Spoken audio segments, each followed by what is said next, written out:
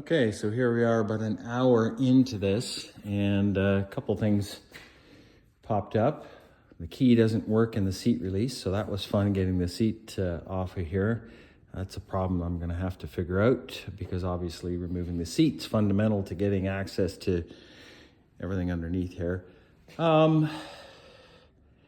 Nothing's jumped out at me really yet. The coolant bottle's empty, but I verified there's coolant in the lines, so the bike wasn't run dry.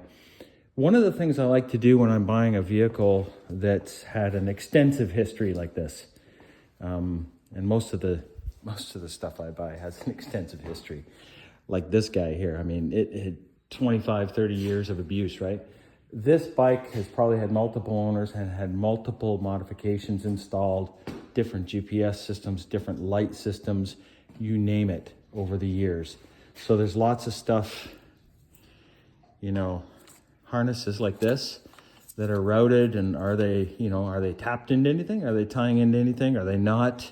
This has, looks like an LED conversion done to it of some kind. I know the headlights are not working. So, I mean, who knows? Are the bulbs any good? Are they smoked? Are there more sinister things going on in here? I don't know. Anyway, got to get to the bottom of it. But as I go through and explore the wire harness, I find things like some neat little hidden switches here that look like, that one's got a little red dot, that's got a blue dot on it. They're not plugged into anything right now, but look where they're located. I mean, the harness is rubbing up against them. And yeah, I just don't like it. So I'll be checking the condition of the harness here by this fuse box and removing those switches out of there. I'll be taking this harness out of here.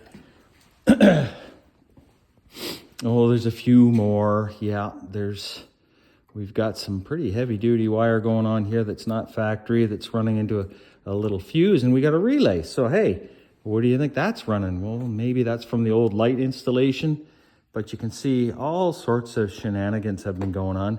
And you know what? Screw that. Get it all off. Get it all off the bike and start from scratch. You don't need it on there. It's just a nuisance, and it could be causing all sorts of problems that you didn't anticipate, right? So it's best to clean it all up. Clean it all up before we get too carried away. Then I'm going to be putting the battery back in. You should have seen the battery. Yeah, it was installed with some wire holding it across here. But the irony of that is the actual proper hold down bracket was here. It was actually stuck down like that, but they had wire. Where is that wire? Oh, it's here. This. Anyway, so that's pretty bush. We get that out of there. We'll mount the battery in properly. We'll use this. I'm going to throw the battery on my charger conditioner for a little bit. I don't think it's super old, but then again, who knows? It did power the bike. It did crank the motor. I spun it over. Didn't sound the best. Didn't pump a lot of air out the exhaust system. So we're going to look at the air box. We're going to pull the spark plugs. Going to make sure we have compression. If we don't have compression, it's all over. And we start selling parts, I guess. I don't know. That'd be a sad day, wouldn't it? What are the odds? Going to make sure the valve train's turning over too. Maybe we have a broken timing chain. Oh, God, I hope not. I really hope not, but it would be making horrible noises. If the timing chain was broken, it'd probably be down here in the bottom, grinding away, doing all sorts of terrible things. But anyway, all that to say that we're like an hour into stripping this down. There's some broken fairing plastic and missing screws and all that usual stuff. A big pile building up over there of various bits of plastic that some are installed pretty well, some not so well. And anyway, not important right now. Right now, I was just getting access to, underneath this skin, right?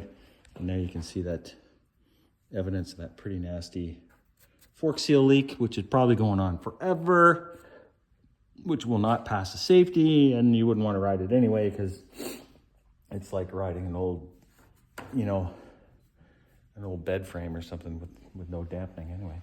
Anyway, so that's a little update. Oh yeah, we got the bent levers, you know. Nice. Not important right now. But I'm going to proceed with stripping off all the electrical crap that doesn't need to be here. And then we'll move into the more serious diagnostic of why this thing doesn't run. Yeah. Okay. I'll shoot another video later when I have something to tell you. Hope you're having a good one. Cheers.